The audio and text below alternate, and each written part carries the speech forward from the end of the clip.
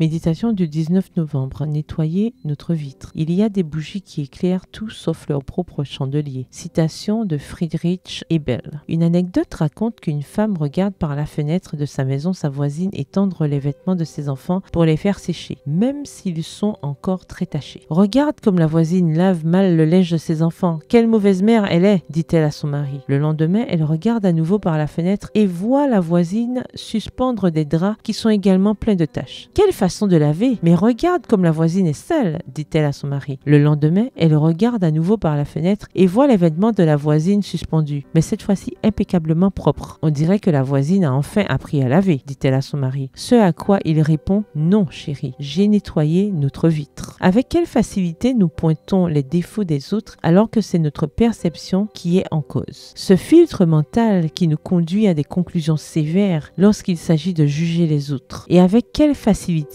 nous commentons ces conclusions sans les faire passer par un autre filtre. Le problème est en fait simple. Nous devons nettoyer notre propre vitre. Comment? En commençant par ne pas nous placer au-dessus des autres, comme si nous étions supérieurs, alors qu'en réalité, comparativement, le problème de l'autre n'est qu'un grain de poussière par rapport à la poutre qui se trouve dans notre propre œil. Et le fait est que se croire supérieur aux autres, c'est vivre derrière une vitre terrible. Nous avons besoin de quelqu'un qui la nettoie pour nous. Ce quelqu'un, c'est Jésus. Celui-ci nous met justement en garde. Pourquoi vois-tu la paille qui est dans l'œil de ton frère et ne remarques-tu pas la poutre qui est dans ton œil? Ou comment dis-tu à ton frère: laisse-moi ôter la paille de ton œil, alors que dans ton œil il y a une poutre? Hypocrite, ôte premièrement la poutre de ton œil, et alors tu verras comment ôter la paille de l'œil de ton frère. Matthieu 7, les versets 3 à 5. Voilà un bon filtre. Il ne s'agit pas ici de cesser d'évaluer si quelque chose est bien ou mal, mais de ne pas adopter une attitude de supériorité envers qui que ce soit. Extrait du Andrews Bible Commentary, commentaire biblique Andrews,